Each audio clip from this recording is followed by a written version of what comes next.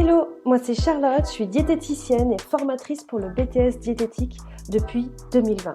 Au quotidien, j'accompagne de nombreux élèves et jeunes diplômés dans leur formation et jusqu'à leur installation en libéral afin qu'ils réussissent leur projet. Mon but avec Diététique Bienveillant est de transmettre mes connaissances et mes compétences au service de ton projet. Dans ce podcast, je te parlerai notamment des clés de la réussite pour le BTS ainsi que pour ton installation en libéral. J'accueillerai également de nombreux intervenants afin qu'ils partagent avec toi tout ce qui pourra t'aider dans ton parcours. Alors, et si toi aussi tu te lançais dans cette belle aventure ?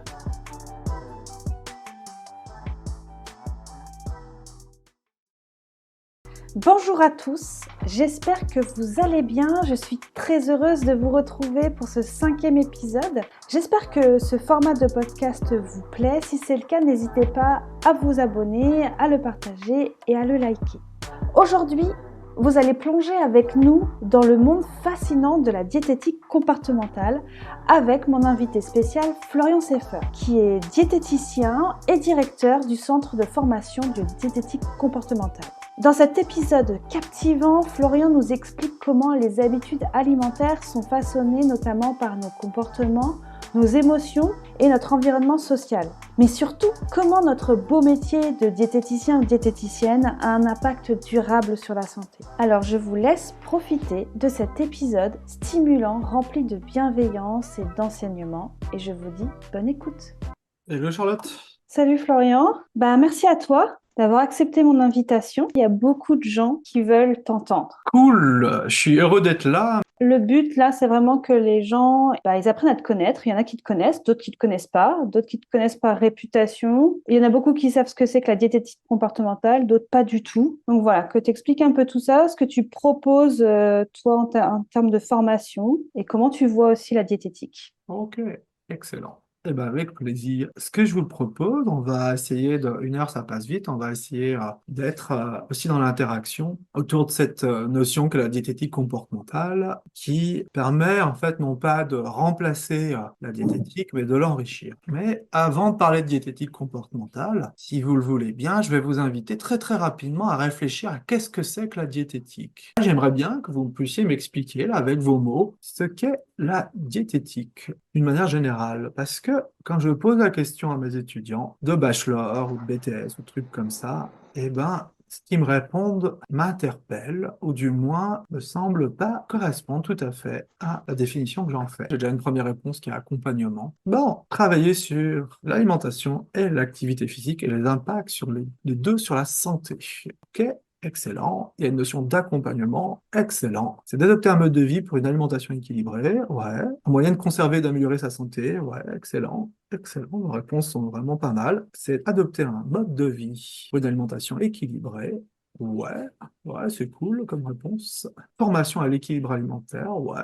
Bah ouais, vos réponses, elles sont pas mal. Connaître et faire, connaître le bien manger. Ouais. Je vais vous poser une question. C'est quoi la différence en quoi se diffère-t-elle de la nutrition? Les diététiciens tiennent à se faire appeler diététiciens nutritionnistes, mais souvent, ils ont beaucoup de mal à discriminer ce qui relève de la nutrition, ce qui relève de la diététique, ou du moins, à être au clair sur la différence entre les deux. Diététique, c'est connoté régime. Ok.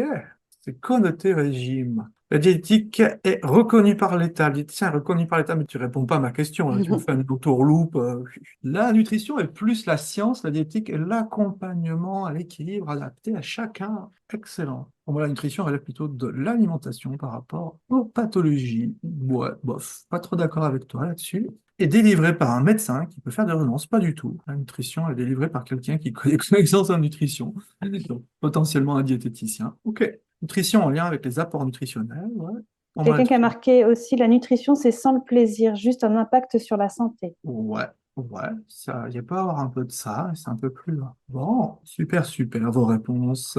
Déjà, il faut être au clair sur la différence entre la diététique et la nutrition, parce que sinon, on va pas pouvoir parler de diététique comportementale. Et ça n'aura même pas de sens de parler de diététique comportementale si on n'a pas défini ce qu'est la diététique. Une des différences, c'est que la nutrition, c'est une science qui va étudier le fonctionnement d'une cellule et d'une somme de cellules qu'on appelle un organisme. Donc la nutrition, c'est vraiment une science dure qui va regarder en fait comment une cellule ou un ensemble de cellules va s'équilibrer en termes de nutriments. Qu'est-ce que ça a besoin en termes de nutriments pour fonctionner? Donc la focale de la nutrition, c'est la cellule, voire la somme des cellules qu'on appelle un organisme. La diététique, elle n'a pas du tout la même cible. La diététique, elle va cibler non plus l'organisme ou les cellules, elle va cibler le mangeur. Parce que vous voyez la différence entre du coup la nutrition et la diététique, c'est-à-dire que la diététique, ce n'est plus une science, c'est une discipline qui relève davantage de la science humaine, qui va s'appuyer sur la nutrition, sur des notions de nutrition, mais pour s'intéresser non plus à des cellules, mais à un mangeur, à un être humain, à un individu. Donc la diététique, cette discipline qui n'est pas du coup une science, mais une discipline, va donc faire appel à la nutrition, mais à la sociologie, à la psychologie, à tout ce qui peut concerner un être humain. Parce qu'un être humain ne se résume pas à la somme de ses cellules. Donc en fait, quand on dit un diététicien nutritionniste, c'est un peu débile, c'est même ridicule parce que c'est un réductionniste, parce que la diététique inclut la nutrition, mais est plus large que la nutrition. Donc normalement, c'est presque un pléonasme réductionniste. Pour ça que moi, je n'utilise pas trop le terme de diététicien nutritionniste, mais tout simplement diététicien. Et c'est pas la même chose, du coup. Avoir des connaissances en nutrition va pas forcément vous permettre d'équilibrer un être humain.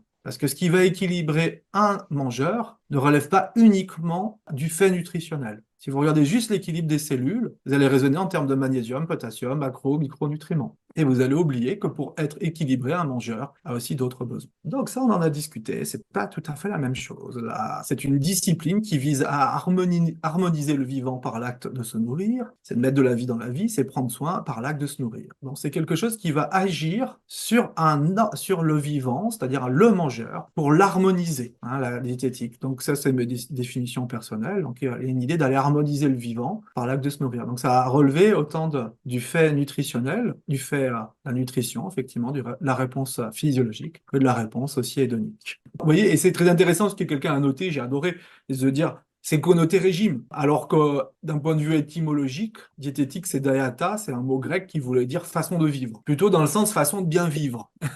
Donc quand vous allez dans la rue et que vous demandez à un passant qu'est-ce que c'est que pour vous un repas diététique et qu'il vous répond, c'est des haricots verts à l'eau ou je sais pas quoi, ou c'est le régime pour maigrir, en fait, c'est anti-diététique, ça. Vu que ça n'harmonise pas le vivant. Ça ne vous permet pas de prendre soin de vous quand vous mangez ça. Donc, c'est anti-diététique. Par contre, si vous partagez un repas entre amis et vous fait du bien, ça peut être une raclette ou un truc gras, ça peut être diététique dans la mesure où ça peut contribuer à équilibrer le vivant. Parce que vous n'êtes pas co-nutrition. Donc, il y a du boulot hein, pour faire changer les mentalités. Hein. Que les gens arrêtent de dire faire une diète, quoi. Ouais, parce qu'en fait, ces abrutis d'anglo-saxons ont perverti le truc.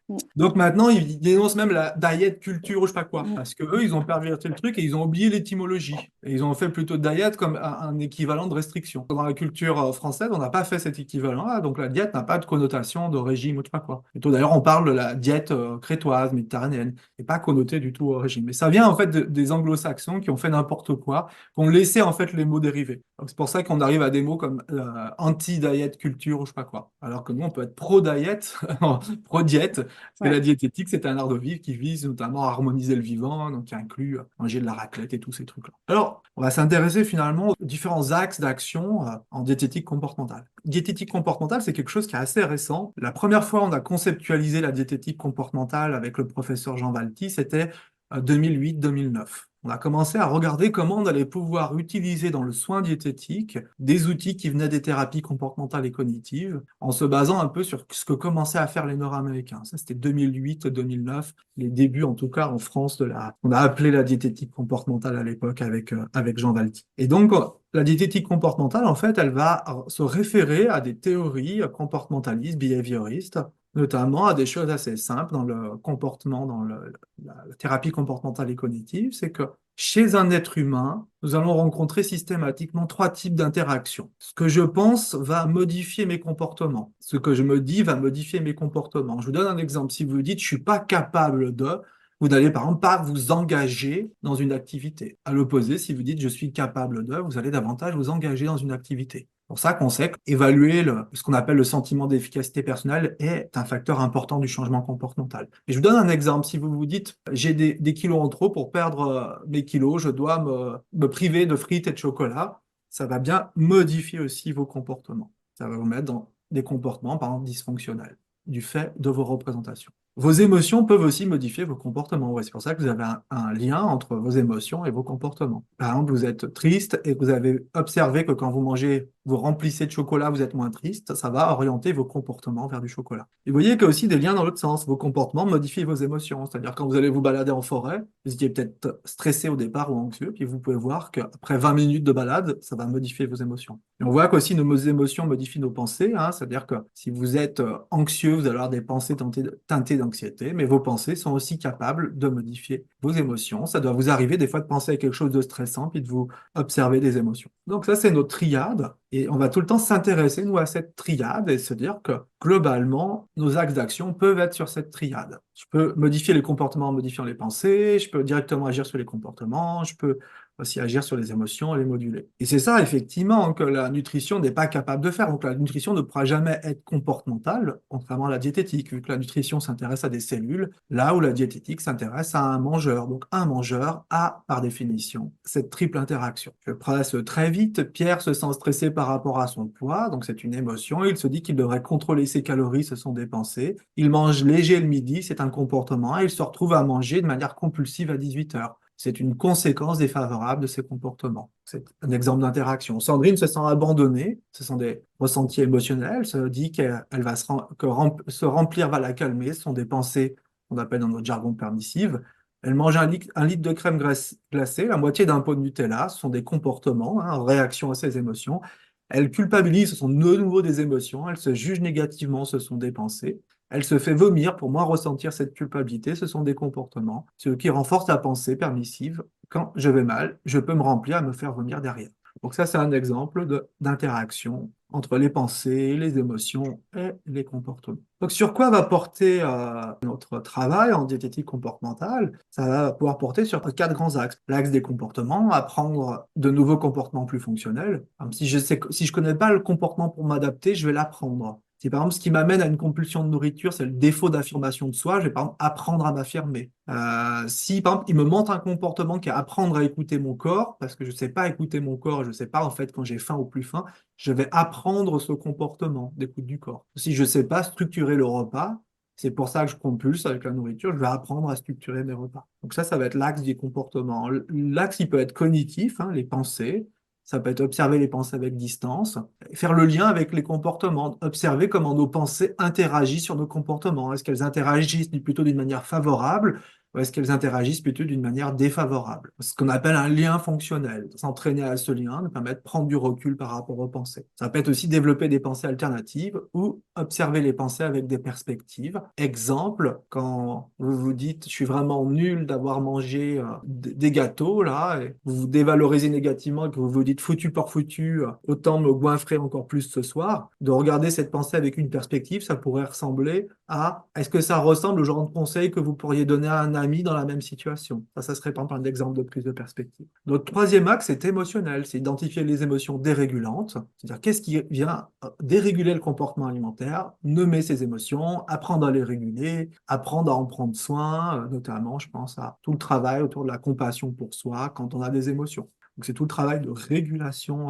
des émotions. Par exemple, vous savez, l'émotion la plus problématique dans le comportement alimentaire, c'est la honte. Je ne sais pas si vous le saviez, ça, la honte, c'est l'émotion qui va le plus déréguler le comportement alimentaire. Ben, on a par exemple beaucoup d'exercices qui vont nous permettre de passer par exemple, de la honte à une émotion qui est beaucoup plus intéressante que la honte, qui est ce qu'on appelle la culpabilité douce, par exemple. La honte, je donne un exemple. La honte, c'est de dire je suis vraiment une merde d'avoir mangé, d'avoir craqué sur le chocolat. Je suis vraiment une merde et de toute façon, vu que je suis qu'une merde, je vais continuer à bouffer. Ça, c'est plutôt la honte. La culpabilité douce, ben, ça ressemblerait plutôt à manger du chocolat n'est pas la meilleure manière de gérer mes émotions et en même temps, je suis un être humain qui fait de son mieux. Passer de la honte à la culpabilité douce est un facteur d'amélioration des conduites alimentaires. Et puis notre quatrième axe, finalement, ça va être environnemental. C'est comment nos comportements arrivent dans des environnements et comment on va pouvoir modifier l'environnement pour que nos comportements soient plus propices, qu'on ait des comportements plus adaptés. Ça peut être tout simplement notre environnement nutritionnel, mais ça peut être aussi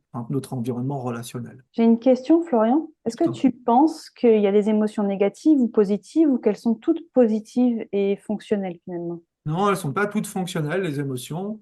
L'exemple de la honte, on a montré par exemple que la honte est une émotion qui est faiblement adaptative. Qui est faiblement adaptative, donc c'est pour ça que la honte, c'est une émotion qui n'aide pas au changement comportemental. Alors après, est-ce qu'elle est positive, négative? Je sais pas vraiment ce que ça veut dire, mais en tout cas, cette émotion, elle n'augmente pas la probabilité d'avoir des comportements adaptés. La honte va plutôt amener à du repli, à l'isolement, à des gestes, à des comportements plutôt autodestructeurs, voire même au suicide. Donc, par exemple, la honte, c'est l'exemple d'une émotion qui est faiblement adaptative, contrairement à la culpabilité, par exemple, qui est une émotion très adaptative. La culpabilité est l'émotion, finalement, qui favorise le plus le changement alimentaire, ou le changement d'une manière générale, à la condition que cette culpabilité, elle porte au bon endroit et qu'elle soit bien dosée. Donc souvent on dit que la culpabilité, c'est une mauvaise émotion. Non. Donc les émotions, elles peuvent avoir des fonctions. Et puis certaines, en fait, n'en ont pas vraiment, ont des fonctions en tout cas faiblement adaptatives. Mais la majorité de nos émotions, en fait, sont des tentatives d'adaptation en environnement. C'est-à-dire que on va aller regarder s'il y a des fonctions adaptatives derrière l'émotion. Ça, c'est quelque chose qui est fondamental. Par exemple, une émotion extrêmement adaptative, donc il faut jamais faire l'économie, c'est la colère. La colère, par exemple, je vois qu'il y a beaucoup de femmes, plutôt de personnes qui se genrent au féminin ici.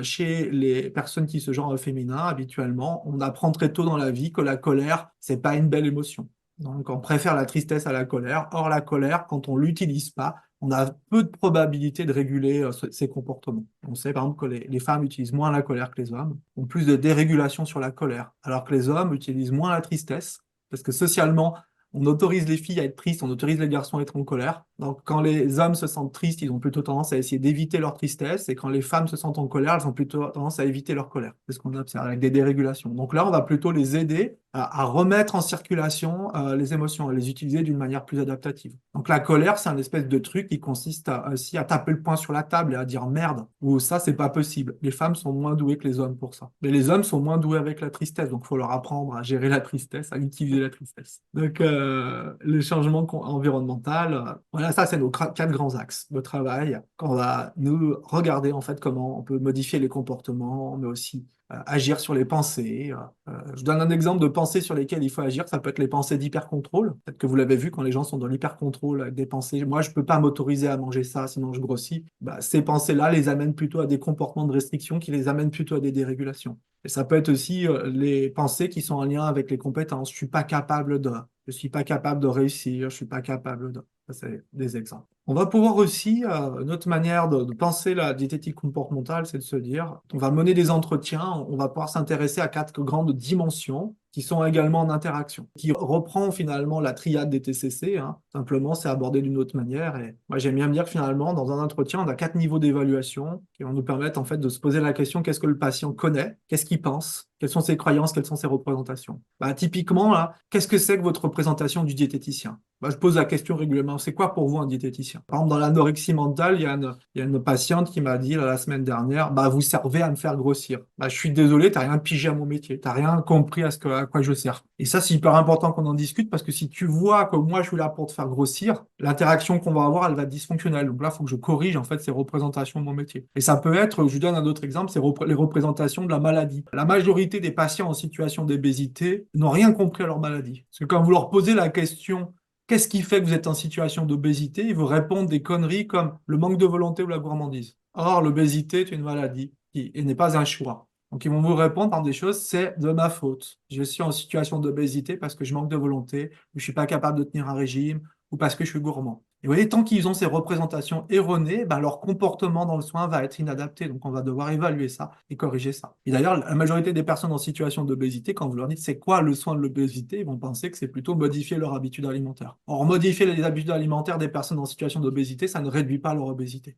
Ça leur empêche juste d'avoir des complications. C'est quoi. Donc là, on va pouvoir discuter de ça. Au niveau émotionnel, c'est qu'est-ce qui vit le patient, qu'est-ce qu'il ressent, quelles sont ses difficultés, quelles sont ses motivations, quelles sont ses peurs. On va essayer de voir un peu ce qu'il ressent à un niveau émotionnel, et puis on va pouvoir se poser la question de ses actions, ce qu'il fait, mais aussi comment il se sent efficace dans ce qu'il fait. En gros, comment ça fonctionne? Est-ce que les actions qu'il met en place lui permettent de l'adaptation et lui permettent de nourrir un sentiment qu'on appelle, nous, d'efficacité personnelle? En gros, est-ce que ces actions me rendent plus confiant en moi? Est-ce qu'elles ont des conséquences positives? Et puis, on peut se poser une question au niveau relationnel avec un patient, c'est comment le patient se sent soutenu et compris par son entourage et par les soignants au regard de son motif de consultation. Donc ça, c'est quatre grandes dimensions d'un entretien en diététique comportementale. On va pouvoir s'intéresser notamment dans les premiers rendez-vous à évaluer ces différentes sphères. Qu'est-ce qui est le plus dur pour vous avec votre obésité? Qu'est-ce qui est le plus dur pour vous avec votre diabète? Comment vous vivez les choses? Qu'est-ce que vous savez de votre maladie? Comment vous vous y prenez pour faire face à votre maladie, pour vous adapter à votre maladie, ou pour bien vivre avec votre maladie? À quel niveau vous vous sentez soutenu par votre entourage ou par les soignants qui vous accompagnent? Voilà le genre de questions qu'on pourrait poser. Alors pourquoi je vous parle de ça? Parce que le fait que vous ayez des résistances dans un entretien avec un patient est le signe que vous vous êtes trompé de niveau, que vous êtes dans une intervention à un niveau qui est inadapté. Je donne un exemple. Vous êtes le thérapeute et vous êtes en train d'expliquer à un patient, pour équilibrer votre diabète, vous devez limiter les sucres à index glycémique haut. Et le patient vous répond, oui, certainement. Moi, je ne comprends pas pourquoi j'ai du diabète. Je fais du sport, je mange sainement. Vraiment, je ne comprends pas. À quel niveau est le thérapeute là et à quel niveau est le patient sur les 4 dimensions là? Le thérapeute, il est où? Il est à un niveau cognitif, émotionnel, il est plutôt dans les actions de ce qu'il faut faire, ou il est plutôt dans le soutien à la compréhension, il est où le thérapeute là? Dans l'action. Dans l'action, il propose des actions, ce qui n'est pas déconnant en soi, c'est quand même une partie du métier.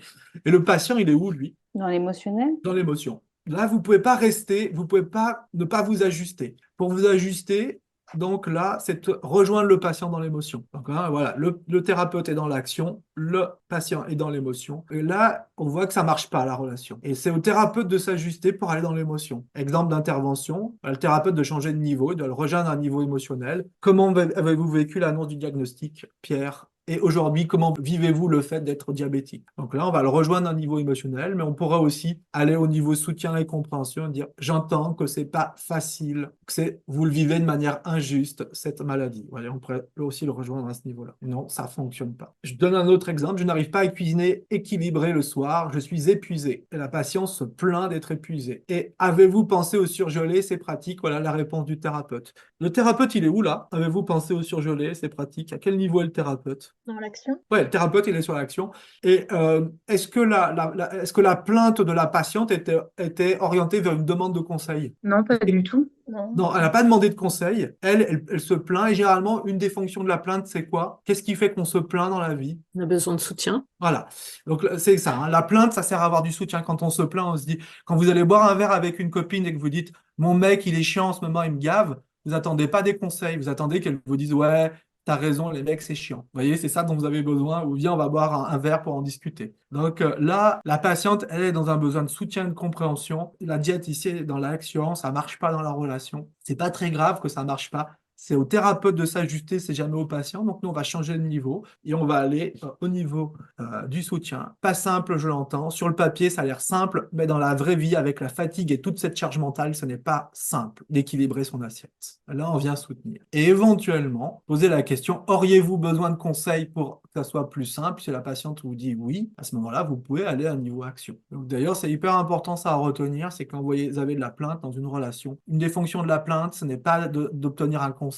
Donc, quand vous avez quelqu'un qui est dans votre entourage qui se plaint de son partenaire, de ses enfants, ne lui donnez aucun conseil, soutenez-le. Et éventuellement, lui demandez, aurais-tu besoin d'un conseil? S'il vous répond oui, donnez-lui-le. S'il vous répond non, fermez votre gueule. C'est aussi simple que ça. Du coup, c'est un peu révolutionnaire comme approche parce que, enfin, je connaissais pas trop avant, mais j'ai l'impression qu'avant, on disait dans le médical, il fallait rester à sa place et ne pas trop aller vers le patient. Donc, enfin, c'est bien. Bah Mais ouais, j'avais bah pas l'impression disons qu'avant, que c'était... ce que tu évoques, Valérie, c'est très franco-français. C'est-à-dire en France, on a longtemps dit des espèces de trucs, mais qui reposaient pas sur des données scientifiques de l'analyse du comportement ou de la relation thérapeutique. Du type, vous n'avez pas à vous intéresser aux émotions des autres. Or, bah, vu que les comportements sont influencés par les émotions, tu n'as pas vraiment le choix. Si ton patient, c'était un espèce de robot à programmer, tu mettrais une clé USB dedans avec le nouveau logiciel comportemental, et puis les comportements changeraient. Mais en fait, les comportements, ils sont sous-entendus, comme tu l'as compris, par des pensées, des émotions. Donc, si on ne s'intéresse pas aux pensées, aux émotions, généralement, bah, on n'a pas de changement comportemental. C'est aussi pragmatique que ça. Donc, moi, je suis assez pragmatique. Et donc, ouais, donc les anglo-saxons, notamment les nord-américains, eux, sont ce qu'on appelle des pragmatiques radicaux. C'est-à-dire que eux, ce qui les intéresse, c'est ce qui marche. Et donc, bah, on a montré que s'intéresser aux émotions d'un patient ou à ses systèmes de pensée, bah, ça améliore le changement comportemental. Et j'ai envie de dire, souvent, on me fait une remarque un peu débile. C'est de se dire, ouais, mais en fait, c'est plus de la diététique, c'est de la psychologie. Je dis, mais vous avez rien compris. C'est pour ça que je veux faire le distinguo entre la nutrition et la diététique. C'est plus de la nutrition, on est d'accord, mais c'est purement de la diététique, vu que la diététique s'intéresse à comment aider un mangeur à avoir des bonnes habitudes. Elle s'intéresse au mangeur. Oui, parce que moi, c'est souvent la question que j'ai de mes élèves, c'est où est la limite pour pas tomber dans la psychologie et du coup, le travail d'un psychologue où ils sont pas formés pour et du coup, seraient un peu déstabilisés. Bah, les psychologues sont assez nuls pour le comportement alimentaire, ils connaissent pas grand-chose au comportement alimentaire. Donc, nous, si les outils de TCC qu'on utilise, ça vise à faire du changement comportemental alimentaire, c'est le métier du diète. Et il y a pas de discussion, en fait. Par contre, si vous commencez à parler de psychologie et de trucs, et que ça n'a plus aucun rapport avec finalement le changement comportemental alimentaire, bah, vous faites plus votre métier. Je vais prendre une analogie. Ça serait aussi ridicule de se dire, ben, les enseignants, ils n'ont pas besoin de connaissances sur les émotions. Bah, si vous êtes enseignant, vous avez besoin de savoir comment ça marche les émotions des enfants. Et vous avez besoin de questionner les émotions d'un enfant. Par exemple, si vous avez un enfant qui se lève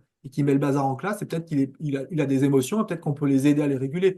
Par contre, si l'instit, elle prend l'enfant à part pour le faire travailler sur ses traumas et que ça n'a plus aucun lien avec le projet éducatif, elle fait plus son métier d'éducatrice, d'enseignante. Et c'est exactement pareil pour nous. Du moment où c'est orienté vers le changement des conduites alimentaires. C'est clairement le métier du diète. C'est la définition du diète, hein, c'est d'aider un patient à avoir une alimentation qui lui permette de prendre soin de lui, que ce soit à un niveau d'ailleurs physique, psychologique ou social. Donc c'est la contextualisation qui en fait qui compte. Mais tous les métiers qui vont viser à agir avec des êtres humains nécessitent de la psychologie. Du moment où c'est une interaction entre des humains, ça nécessite quand même d'avoir des connaissances en psychologie, en sociologie, en sciences du comportement, en communication. Il n'y a pas trop le choix. Un bon moniteur d'auto-école, il doit savoir évaluer les émotions de son élève. Tout à fait. Un bon moniteur d'auto-école, c'est ça, un très bon moniteur d'auto-école. Il doit savoir évaluer les pensées, qu'est-ce que tu en penses, qu'est-ce que tu te racontes. Il doit savoir aussi aider l'élève à gérer ses émotions. Viens, arrête-toi tranquillement, on va souffler un peu, pas de souci.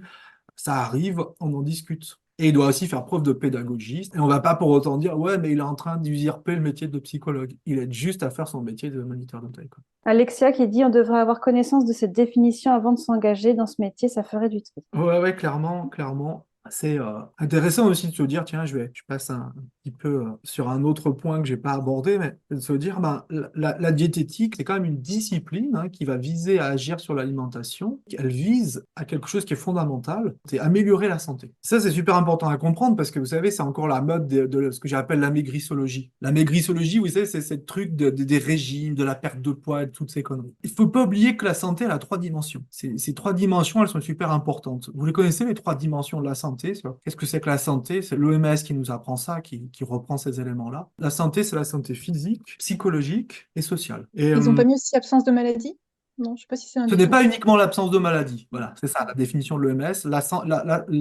La pleine santé n'est pas seulement l'absence de maladie, c'est aussi voilà, être en bon état physique, psychologique et social. Qu'est-ce que ça veut dire? Ça veut dire que mon soin diététique, parce que c'est du soin la diététique, doit viser à augmenter de l'augmenter. Et à aucun moment je peux augmenter quelque chose en baissant un autre. Ça serait plus éthique. Si vous améliorez la santé physique, mais que vous aggravez la santé psychologique, vous êtes donc plus en train de faire du soin. Je donne un exemple très clair. Diabète gestationnel. Patient il n'y a pas longtemps, diabète gestationnel. Le médecin en doc lui dit régime strict pour équilibrer vos glycémies. Comment ça va la santé psychologique de la patiente? Quand j'ai fait des régimes ici, ça rend fou les régimes, ça rend dingue. Premier organe qui souffre d'un régime, c'est le cerveau. Ça modifie l'humeur, ça modifie la perception de soi, plutôt tendance à diminuer la perception de soi, ça augmente les troubles anxieux, et puis ça rend dingue envers la nourriture. Donc cette patiente-là, elle tient parce qu'on lui dit bah, la santé de votre enfant, ma petite dame. Et sa santé physique se dégrade, sa santé psychologique se dégrade. Et même le social aussi. Ah, mais même le soin social, parce que là, elle allait plus manger, elle commençait à angoisser quand elle était invitée à manger et tout, quoi. Ce n'est donc plus du soin, parce que le soin ne peut pas dégrader la santé d'un patient. Le soin qu'on lui a proposé était donc non éthique. Ça ne veut Très pas clair. dire que le soin n'était pas cohérent, il n'était pas éthique. C'est pas la même chose. Et ce n'était donc plus du soin. Ce qu'on aurait dû, c'est d'essayer de trouver des soins qui avaient moins d'impact sur sa santé mentale. Parce que mettre une femme au régime, c'est tout simplement scandaleux. On aurait dû peut-être utiliser de l'insuline pour réguler ses glycémies et l'orienter vers une alimentation saine, variée et de l'activité physique, mais pas vers un régime à 1400 calories contrôlé en glucides. Mais le problème, quelque part, n'est pas uniquement qu'on lui prescrit du régime, c'est qu'on ne l'ait jamais interrogé là-dessus. Comment ça se passe pour vous, chère patiente? Comment vous vivez les conseils? On lui disait juste, super, vous avez des belles glycémies, continuez comme ça. On a du coup morcelé la patiente comme si elle était uniquement en glycémie. Qu'est-ce qui s'est passé? Vous avez une idée de ce qui s'est passé en postpartum pour cette patiente? Comme beaucoup de patientes qui ont eu du diabète gestationnel. Quelqu'un a une idée? Elle s'est vengée après avoir accouché. Elle a mangé Ouais, peu. ouais, Elle a pris 20 kilos. elle a développé des troubles des conduites alimentaires de type hyperphagie boulimique et elle a pris beaucoup de poids. Et en plus, elle a fait un baby blues et tout du fait des restrictions caloriques et tout, tous ces trucs, quoi. Donc, c'est juste pour vous dire que nous, en tant que soignants, si on n'est pas au clair sur ce que c'est la diététique, et si on pense que la diététique, c'est les régimes et les trucs, ça, c'est anti-diététique. Parce que les régimes, ça fait grossir. Pas à court terme, hein, à long terme, ça fait grossir. Ça dégrade la santé psychologique, ça dégrade la santé sociale. Moi, ça m'a fait rigoler il n'y a pas longtemps. Il y a un médecin, il me dit, ah, il y a un de vos collègues là chez Nature House. Non, non, il n'y a pas de collègues chez Nature House. Ben si, si, ils disent qu'il y a des diététiciens chez Nature House. Je dis, mais va te faire voir, il n'y a pas de diététicien chez Nature House. Il y a des gens qui ont un BTS en diététique, mais ils font pas de la diététique, vu qu'ils font des régimes. Et que les régimes, c'est pas diététique. Vous voyez, est-ce que je suis clair? Oui, très clair, Anti-diététique, un régime. Donc, peut-être que tu as un diplôme en diététique, mais ça fait pas de toi un diététicien. Un diététicien, il peut pas prescrire des régimes qui font grossir, qui dégradent la santé psychologique et sociale. C'est pas possible. Donc, c'est pas de la diététique. C'est autre chose. C'est des régimes, la maigrissologie. C'est pas de la diététique. Ça n'empêche pas qu'un personne a un BTS en diététique. Elle me dit, ça lui fait le même métier que toi. Va te faire voir, il fait pas le même métier. Elle a le même diplôme, mais elle fait pas le même métier. Diplôme, même diplôme. Tu peux avoir un diplôme de mécanique avec une clé à molette, tu peux taper sur les gens, tu peux serrer des boulons, mais ça n'empêche pas que tu as le même diplôme. Le diplôme ne garantit pas ce que tu fais de ton diplôme. Donc, ça, pour moi, c'est un soin anti-diététique, ce qui se passe dans les trucs d'amaigrissologie, machin. Puis il n'y a pas que les diètes de Nature House, hein, les trucs même en cabinet, ou même il y a des machins un peu violents, quoi. Donc là, c'est important pour être au clair sur qu'est-ce que c'est que la diététique. Donc c'est quelque chose qui va créer du J'aurais soin. une petite question. Ouais, vas-y. Mais comment le corps médical voit cette approche? Parce que quand on voit le corps médical, ils sont plutôt que portés sur le physique et pas trop sur la partie émotionnelle. Ils sont ouverts à... En fait, la majorité des soignants sont des gens bienveillants. Mais parfois, il faut les aider à élargir leur représentation. Si on leur explique comme ça que si un soin augmente la santé physique mais altère la santé psychologique et sociale, le soin n'est pas éthique, ils sont tous d'accord. Simplement, des fois, ils n'en avaient pas conscience. Ouais, j'ai un pote, là, par exemple, qui est médecin orthopédique, là, qui fait des prothèses du genou. C'est un gars vachement sympa, vachement bienveillant et tout. Il m'envoie une patiente en me disant prière de faire perdre 30 kilos à Madame Trucmuche. Bon, je le rappelle, je lui dis Roger, je te fous de ma gueule ou quoi? C'est quoi ton délire là? Il dit oui, mais j'ai vu des publications que si elle avait 30 kilos de moins, sa prothèse, elle souffre pas. Je dis mais qu'est-ce qu'on fait? On arrête de lui donner à manger. Donc je lui explique en gros, je lui dis bien, on va manger ensemble, on en discute. Je lui explique le truc. Il me dit oui, j'avais pas compris les choses sous cet angle-là. Je regardais uniquement les aspects biomécaniques. Et j'avais pas intégré les aspects émotionnels et sociaux. Donc effectivement, maintenant que tu me l'expliques, c'est clair que ça peut pas marcher comme ça. Donc en fait, la majorité des postures qui sont grossophobes dans le soin, la grossophobie médicale s'explique plus par une méconnaissance que par une vraie volonté de nuire. Donc en fait, il faut éduquer les soignants. Quand on les éduque, moi par exemple, je passe beaucoup de temps, j'ai des formations sur la grossophobie médicale pendant la grossesse. Ça, c'est des formations que je donne pour les sages-femmes. Et la majorité des sages-femmes que je rencontre, c'est plutôt des femmes. J'ai pas rencontré d'hommes, mais il y en a, comme dans la diététique. Mais les femmes que j'ai rencontrées, elles sont toutes bienveillantes. Par contre, elles étaient toutes grossophobes, sans le savoir. Et quand on leur explique que leur positionnement ne tient pas la route ou que la surfocalisation sur le poids, ça nuit à la santé mentale d'une femme, elles changent toute leur position. Toutes 100% changent leur position. Donc, il faut éduquer. Il faut éduquer. Il ne faut pas être en conflit, il faut éduquer. Parce qu'il y a des gens qui sont clairement grossophobes dans le corps médical, mais ça reste très minoritaire. Ça existe. Comme les gens racistes. Vous savez, il y a deux types de racistes. Il y a des gens qui sont racistes vraiment par essence.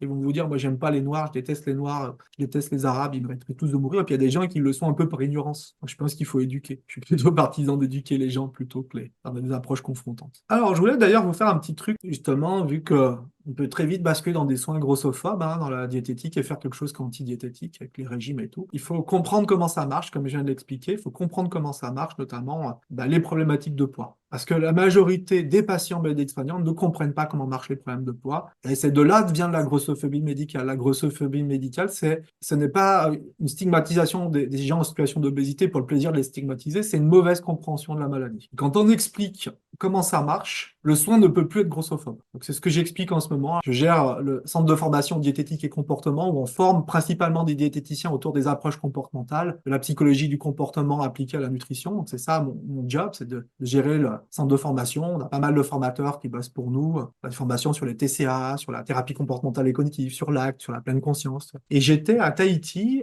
en Polynésie, là, au mois d'octobre, pour travailler avec le ministère de la Santé polynésien autour des problématiques de poids. Et en fait, c'était hyper important parce qu'en fait, ils n'avaient rien compris comment ça marchait le poids. J'ai discuté avec les gens du ministère de la Santé en Polynésie. Ils ne comprenaient pas du tout comment ça marchait. Et donc, tous leurs soins étaient grossophobes et aggravaient la problématique. Donc ça, c'est juste pour illustrer que quand on explique aux soignants et qu'après, j'ai formé beaucoup de diètes et puis j'ai formé des médecins là-bas, la majorité avait changé leur posture de soins après l'intervention. Notamment avec des médecins, j'avais une intervention qui durait juste 5 heures avec eux. À la fin de ces 5 heures, la majorité avait changé leur posture de soins. Donc, moi, ce que j'explique tout simplement, c'est que les problématiques de poids, c'est une interaction multiple entre de la génétique. Donc, c'est le principal facteur qui va amener à prendre du poids, c'est une inégalité génétique, et puis des comportements. Et vous allez me dire, bah, Flo, t'es bien gentil, mais ça, on le sait. On le sait, ouais.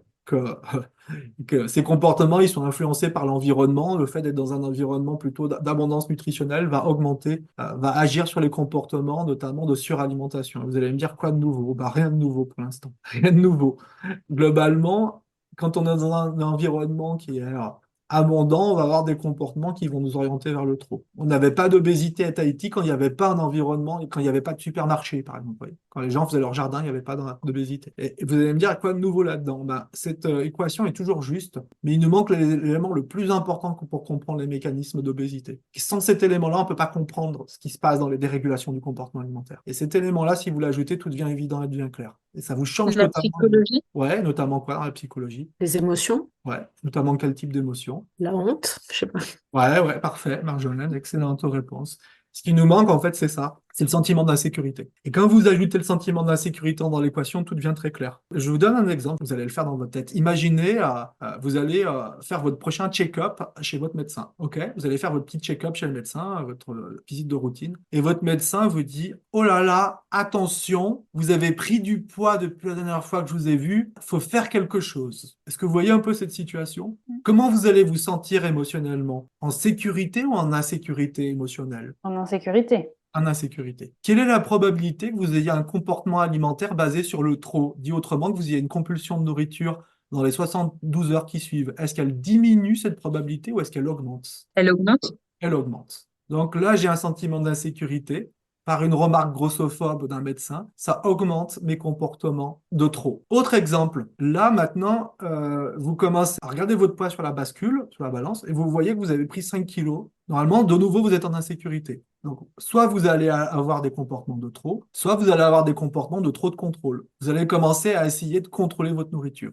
Ah là, j'ai pris 5 kilos, allez, aujourd'hui, je fais gaffe. Je suis en insécurité, mon insécurité va m'amener à un comportement, non pas de trop de nourriture, mais trop de contrôle. Le trop de contrôle va toujours amener aux mêmes conséquences, la perte de contrôle. Et qu'est-ce qui se passe quand je perds le contrôle? Je viens me juger d'avoir perdu le contrôle et je remets des boucles d'insécurité. Et puis du coup, je vais chez mon gynéco, puis mon gynéco me dit, mais attention, vous avez encore pris du poids, qu'est-ce que vous faites? De nouveau, je suis en insécurité, de nouveau, je vais alterner trop de nourriture et trop de contrôle. De toute façon, trop de contrôle m'amène à trop de nourriture. Je continue à prendre du poids, ça agit sur ma génétique et je me juge de plus en plus. Je commence à avoir honte de moi, donc je suis en insécurité. Et du coup, mes comportements oscillent tout le temps entre le trop et le trop de contrôle. Et je suis que là-dedans. Qu'est-ce que ça veut dire? Ça veut dire que le premier axe de travail n'est pas à changer les comportements. Le premier axe de travail, c'est quoi si on veut réguler le comportement? Amener de la sécurité. Ça devient notre axe thérapeutique. Et puis en plus, nos comportements peuvent eux-mêmes mettre de l'insécurité, c'est-à-dire que simplement le fait d'être au régime, ça envoie un sentiment d'insécurité à notre corps. Donc on va remettre de la sécurité. Et c'est là, c'est notamment la régulation des émotions, l'affirmation de soi, l'autocompassion notamment. Hein. L'autocompassion va remettre du calme dans le système. Donc les axes d'intervention, finalement, vous en avez 3. La génétique n'est malheureusement pas un axe d'intervention, nous n'avons pas de levier pour changer la génétique. Donc ça peut être avoir un environnement nutritionnel sain et sans interdit, réguler les comportements. Pourquoi sans interdit? Parce que plus vous mettez d'interdit, ah oui, truc super important, la restriction cognitive crée de l'insécurité. C'est-à-dire que les gens en restriction cognitive, je ne sais pas si vous voyez ce que c'est que la restriction cognitive, c'est d'essayer de contrôler son poids mentalement. La restriction cognitive, quand vous mangez des frites, vous les mangez en état d'insécurité. C'est-à-dire que quand vous en mangez, vous ne pouvez pas en manger raisonnablement. Vous en mangerez forcément trop. Il n'y a pas de plaisir. Et en plus, il n'y a pas de plaisir. Ou quand il y en a, bah, en fait, il est gâché par de nouvelles boucles de honte. La sécurité, ça reste la base de la pyramide de Maslow en plus. Bah ouais. Et ça reste la base de la régulation des conduites alimentaires. Et donc, en fait, c'est ça, on a 3 axes. Et puis, le premier axe, c'est de réduire les sources d'insécurité, hein. Et donc, voilà, c'est pas exhaustif. Voilà les principales sources d'insécurité, notamment pour une femme qui a grandi dans une société occidentale. C'est un peu vrai pour un homme qui a grandi dans une société occidentale, mais c'est moins vrai. Et d'ailleurs, quand j'ai présenté ce modèle à Tahiti, là, ils m'ont dit, bah, il y a un truc qui nous marque beaucoup dans ce que tu expliques, c'est que, vous savez, Tahiti, c'est 50% d'obésité, hein. C'est-à-dire que 50% d'obésité, les gens qui ne sont pas en obésité, la moitié sont en surpoids, et les gens qui sont en obésité, il y en a plus de 50% qui sont au-delà de l'obésité morbide. Et ils m'ont dit, les médecins avec qui j'ai bossé, ils m'ont dit, mais en fait, c'est clair et évident, parce que nous, ce qu'on voit, c'est par exemple, à Tahiti, il y a par exemple, des enfants qui sont abandonnés par leur famille, élevés par d'autres familles parce qu'il ne faut pas les élever, et eux, ils ont des stats que 100% de ces enfants sont en situation d'obésité, parce qu'ils ont vécu des blessures émotionnelles d'abandon et tout, quoi. Candidates à la chirurgie de l'obésité, les chiffres de CSO montrent que 50% ont été victimes d'agressions sexuelles pendant leur enfance, et ce qui serait certainement l'élément causal, en fait, du trop de nourriture, qui les a amenés à prendre du poids. Vous avez un enfant, là, un collégien, il vient consulter avec sa maman, et il a pris 10 kilos en une année, ce collégien. Généralement, quand un enfant prend du poids très rapidement, c'est qu'il y a eu un sentiment d'insécurité très fort dans les mois qui ont précédé. Le pire truc à faire, c'est quoi, ce gamin? Lui demander de faire des efforts sur sa nourriture, de contrôler sa gourmandise. Parce que quand il va contrôler sa gourmandise, il va se sentir de plus en plus en état de frustration et d'insécurité, il va déréguler encore plus. Et à ce moment-là, les parents vont lui dire, bah oui, tu fais même pas les efforts que la diète te demande de suivre. Et donc, du coup, il va avoir honte de lui. Il va, du coup, se mettre à manger en cachette. Et on va aggraver sa problématique. Donc l'insécurité, voilà un peu les différentes causes, la grossophobie sociétale, le fait de grandir dans une société qui nous dit qu'être gros, c'est juste une question de volonté. La majorité des gens en situation d'obésité, par exemple, ont honte de manger devant tout le monde. Alors, moi, je suis normopondéral, si j'ai pas appris mon petit-déj et que j'achète un pain au chocolat que je mange dans la rue, les gens s'en foutent. Par contre, si j'avais un IMC de 45 et je mangeais mon pain au chocolat dans la rue, les gens me jugeraient de le faire. Ça, c'est la grossophobie sociétale. La restriction cognitive, le fait d'essayer de s'interdire de manger des trucs, ça fait grossir. Bah, ça fait grossir parce que vous êtes là-dedans. Insécurité, trop de contrôle, perte de contrôle, et après culpabilité qui rajoute les boucles, machin. Les autocritiques, les jugements sur soi, la culpabilité et la honte, plus vous critiquez négativement, je suis nul, je suis une merde, je suis pas une bonne personne. Là, c'est pour ça nous, on va préférer d'ailleurs travailler avec de la culpabilité douce, c'est plutôt la culpabilité dure. C'est-à-dire ce qu'on appelle la culpabilité dure, c'est la culpabilité teintée de honte. La culpabilité douce, c'est la culpabilité qui dirait, bon, bah, j'ai dégommé le paquet de chips, c'est pas très glorieux, mais je suis un être humain parmi les humains. Vous voyez, c'est une culpabilité qui serait teintée de bienveillance. Les relations toxiques, le stress du quotidien, la mauvaise gestion des émotions, il y a certaines personnes, leurs émotions les mettent en état d'insécurité. C'est pour ça que tu disais, est-ce qu'il y a des émotions positives ou négatives? Je ne sais pas. Mais pour certaines personnes, les émotions, c'est une source d'insécurité. Alors moi, j'aime bien la peur. Moi, c'est une émotion que j'aime bien, la peur. J'aime bien la peur. Si je dois prendre la parole devant 200 personnes, j'ai peur, j'aime bien. Parce que je me dis, c'est cool, c'est une émotion qui me sert à me préparer. C'est une émotion que j'aime bien.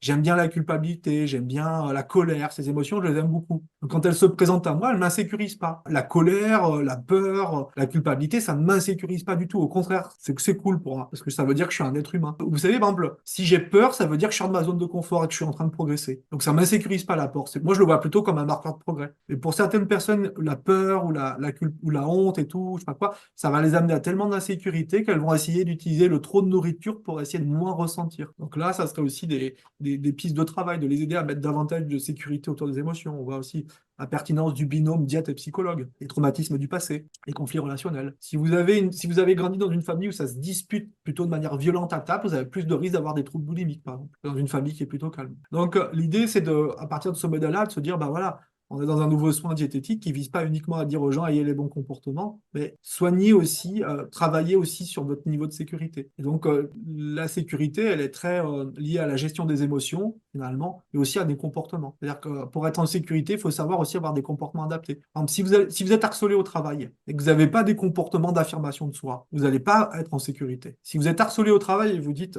Gérard, c'est gentil, mais ce que tu fais, ça s'appelle du harcèlement, rendez-vous devant les tribunaux, parce que si tu continues, moi je te dis tout de suite, je te colle mon avocat au cul. Quelqu'un qui sait réagir comme ça, il n'est pas harcelé. Vous voyez ce que je veux dire? Donc ça, c'est une stratégie comportementale. Après, si c'est plutôt les émotions qui vous insécurisent, ça va plutôt développer des stratégies de meilleure gestion des émotions. L'idée, voilà, vous l'avez compris, c'est que en diététique comportementale, on va pas uniquement s'intéresser au contenu de l'assiette, mais également aux différentes contingences qui entourent ce contenu de l'assiette, que ce soit des contingences comportementales, mentales, émotionnelles ou environnementales. On va agir à tous ces niveaux. Je pense que tu leur as apporté plein de clés qu'ils connaissaient certainement pas. Et je pense que ça va leur ouvrir l'esprit à plein de choses. Après, comme je dis souvent, il y a aussi le fait que là, pour beaucoup, vous êtes étudiante, je sais qu'il y a des diplômés aussi.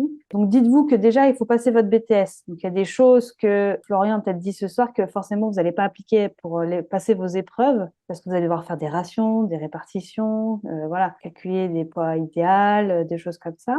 Mais pour la suite, je pense que ça peut vraiment vous ouvrir à d'autres choses. Et donc, Florian, tu as un site qui s'appelle Diététique comportementale, c'est ça? Où on peut retrouver tes formations. Ouais, diététiquecomportementale.com. On a plusieurs formats de formation. On a des formats vraiment assez simples d'accès, e-learning, qui sont avec des formations à moins de 50 euros pour des formations qui est équivalente à peu près à 2 à 3 jours de formation pour nos e-learning. Donc, on a vraiment un tarif très, très bas sur nos e-learning. Donc, on en a notamment une qui s'appelle diététique psycho-comportementale, vraiment formation hyper simple. Qui correspond, voilà, c'est l'équivalent de 3 jours qu'on propose à moins de 50 euros. Donc, vraiment tout petit prix. L'idée, c'est de proposer un truc hyper accessible. On en a plein comme ça en e-learning. On a les formations en visio autour de la thérapie d'acceptation d'engagement, qui est une TCC, autour de la pleine conscience, autour d'optimiser son premier rendez-vous. On a des formations en hypnose aussi à appliquer aux soins diététiques. Moi, je travaille beaucoup en hypnose. Donc là, qui sont plutôt en présentiel. Donc, bah voilà, vous pouvez, voilà, priorité effectivement aux études. Là, tout ce que vous venez de voir, ça fait pas du tout partie du programme du BTS, c'est pas le but. Donc, focal sur les aspects techniques et puis tous ces aspects plus en lien avec l'humain, bah, effectivement. Parce qu'en fait, votre BTS, comme vous venez de vous en rendre compte, votre BTS, en fait, c'est pas un BTS en diététique. C'est un BTS de nutrition, c'est pas un BTS de diététique. Donc, il y a une confusion. C'est pour ça, quand je dis c'est quoi la différence, les gens ne savent pas me dire. Bah, c'est normal, on vous a pas parlé on vous a pas beaucoup parlé de. À part la connerie, faut personnaliser au patient. Ouais, tu parles d'une belle histoire.